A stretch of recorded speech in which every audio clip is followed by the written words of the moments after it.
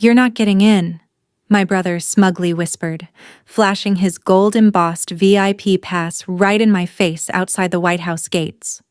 For years, Julian treated me like the family failure, the quiet sister who never made anything of herself while he racked up corporate titles. He genuinely believed I had followed him to Washington just to beg for a ticket to the gala.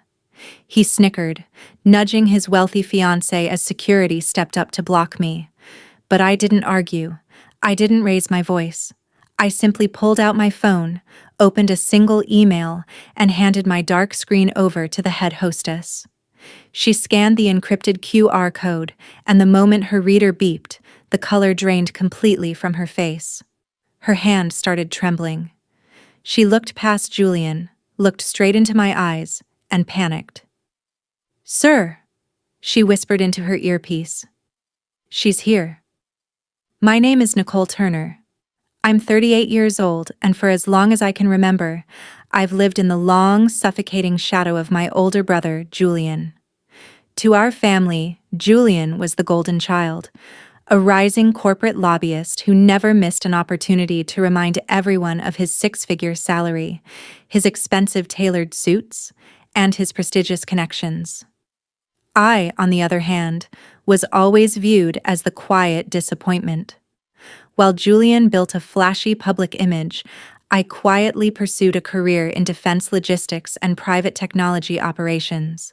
I kept my work strictly classified, preferring results over applause. But to Julian and my parents, my silence was mistaken for lack of ambition.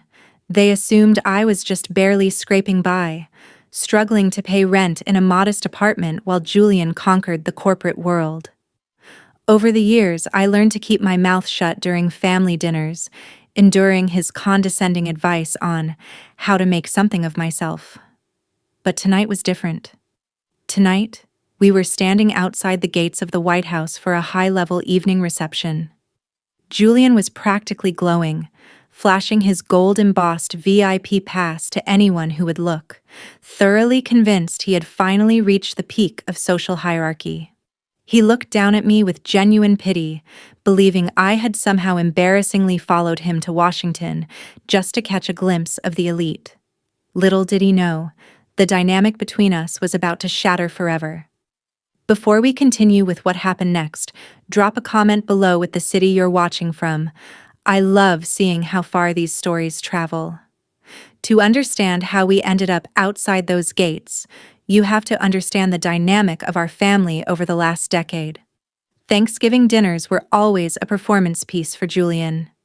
He would hold court at the dinner table, casually dropping names of politicians, CEOs, and high-ranking officials he claimed to have advised. My parents hung on his every word, beaming with pride as he detailed his latest promotions and luxury purchases. Meanwhile, whenever the conversation turned to me, it was always delivered with a tone of quiet sympathy. "Nicole is still doing her little government contracting job," my mother would explain to distant relatives, sighing as if I worked part-time at a local convenience store. I never corrected them. The truth was, my clearance level required strict confidentiality. I wasn't allowed to discuss the supply chain security frameworks I was designing, nor could I share the high-level defense operations my team managed across 3 continents. While Julian was busy networking at cocktail parties, taking selfies with low-tier staff members to post on social media, I was briefing actual department heads on critical national infrastructure vulnerabilities. I didn't care about the lack of recognition at home. I found genuine fulfillment in the work itself, knowing that the systems I built kept millions of people safe every single day. But Julian's arrogance grew with every passing year. He began to truly believe that my quiet nature was proof of weakness, and that my lack of financial bragging meant I was failing at life. He had no idea that my silence wasn't submission, it was strategy. The breaking point came 3 weeks before the event, when Julian posted a lavish video on social media showing off an invitation to the White House Evening Gala. He framed it as the ultimate proof of his success, claiming his lobbying firm had selected him personally for his unrivaled contributions to industry policy. In reality, his firm had simply bought a group sponsor package, granting them a handful of mid-tier general admission passes. But to hear Julian talk, you'd think the president had personally written him a handwritten letter begging for his presence. When I called my parents that weekend to check on them, my mother couldn't stop talking about it. "Your brother is going to be in the same room as cabinet secretaries, Nicole." She beamed, her voice filled with awe. "It's a shame you won't ever get to experience something like that." When I casually mentioned that I was actually traveling to Washington, D.C. that exact same weekend for work, Julian happened to be listening on speakerphone. He burst out laughing. "D.C. is a big city, Nicole," he sneered, not bothering to hide his amusement. "Don't go hanging around the perimeter hoping to catch a glimpse of me walking in. It's a secure event for actual important people. Security won't even let you on the same block without a high-level clearance." He went on for 10 minutes, lecturing me about security protocols he barely understood, warning me not to embarrass the family by showing up near the gates. I just smiled through the phone, gently placed my phone on the desk, and let him talk himself out. Which brings us back to the humid Washington air, standing outside the heavily fortified security checkpoint on Pennsylvania Avenue. Julian looked stunningly sharp in a midnight blue tuxedo, his arm wrapped around his fiancée, Victoria, who was busy taking live stream videos on her phone. They were surrounded by a dozen other corporate attendees, all laughing loudly and casually showing off their gold-lettered guest passes. As I approached the back of the queue wearing a tailored black suit and carrying a simple leather handbag, Julian noticed me. His smile vanished, replaced instantly by an expression of pure irritation and embarrassment. "What on earth are you doing here, Nicole?" he barked, stepping out of line to confront me. "I told you on the phone this isn't a public park. You can't just wander up to the White House perimeter." Victoria smirked, turning her phone camera toward me like I was a tragic spectacle. "Julian, is this your sister?" she whispered loudly enough for 3 nearby Secret Service officers to hear. "Does she think this is a museum tour?" Julian shook his head, pulling out his wallet and flashing his VIP pass directly in my face like a badge of honor. "You're not getting in," Julian mocked, his voice dripping with arrogance. "They check names against in federal manifest here. If you don't step back right now, I'm going to ask security to escort you away so you don't ruin my night." I didn't flinch. I didn't raise my voice or offer a single word of defense. I calmly reached into my handbag, unlocked my phone screen, and brought up an encrypted email containing a single, high-security QR code. I bypassed Julian completely, stepped up to the front podium, and handed my dark screen directly to the head protocol hostess. The moment the hostess pressed her digital handheld reader against my screen, a high-pitched double beep echoed through the quiet security checkpoint. Her screen didn't display a standard guest registration or a routine corporate seating assignment. It flashed a solid, glowing red overlay with a top-tier security authorization banner. The color instantly drained from the hostess's face. She stared down at her reader, her fingers trembling so visibly that she nearly dropped the device onto the pavement. Julian sneered behind me, completely misinterpreting her sudden panic. "See?" Julian scoffed loudly, stepping forward to push his gold pass into her view. "I told you she didn't belong here. She probably downloaded a fake code off the internet. You should call officers over to clear her out." The hostess ignored him completely. She didn't even look at his pass. Instead, she lifted a shaking hand to her earpiece, pressing the radio button with urgent pressure. "Control, this is Gate 4, she whispered, her voice cracking slightly under the intense pressure. "We have a Crimson-level security match at the main pedestal. Sir, she's here." Within 10 seconds, heavy footsteps echoed across the stone walkway. A high-ranking military aide alongside 2 uniformed Secret Service commanders approached the gate at a rapid pace, bypassing the entire line of waiting corporate guests. Julian stood there with his mouth half open, assuming the security detail was arriving to arrest me.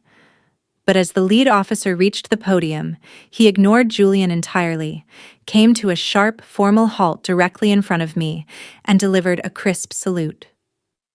"Ms. Turner," the officer announced clearly, his voice carrying across the entire crowd. "We've been expecting you inside the main residence.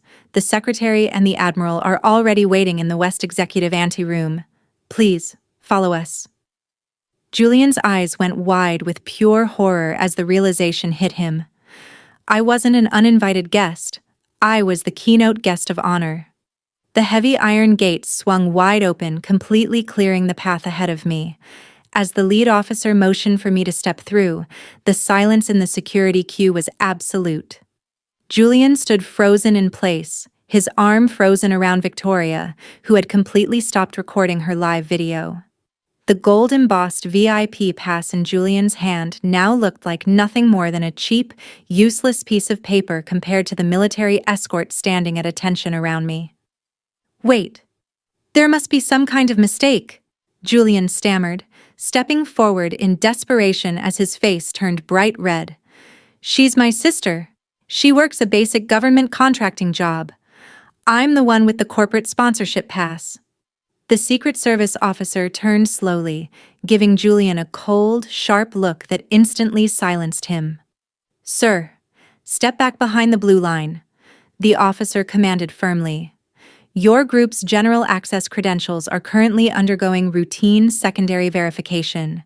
You will wait your turn in line like everyone else." As I walked past my brother, I paused for just a fraction of a second. I didn't gloat, I didn't laugh, and I didn't say a single word. I simply looked him dead in the eye, adjusted the lapel of my jacket, and let the quiet reality sink in. He wasn't sitting at the top table. He was only in the building at all because my division had funded his lobbying firm's attendance. My parents, who were currently watching the gala's arrival stream at home, would soon see their quiet daughter being walked into the executive wing by top-ranking officials, while their golden child was stuck waiting at the gate. Inside the residence, the ceremony was flawless. Standing on that stage while receiving the Civilian Service Award, I felt no need for anger or revenge. The ultimate satisfaction wasn't making Julian feel small. It was proving to myself that quiet dedication will always outshine loud arrogance.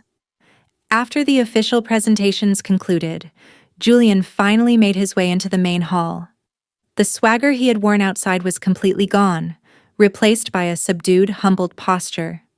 He approached me slowly, holding 2 glasses of sparkling water, his eyes fixed firmly on the ground. "Nicole," he murmured, his voice barely audible over the chatter of the room. I had no idea. I'm sorry." I accepted the glass, gave him a polite nod, and simply said, "Success doesn't need to shout, Julian.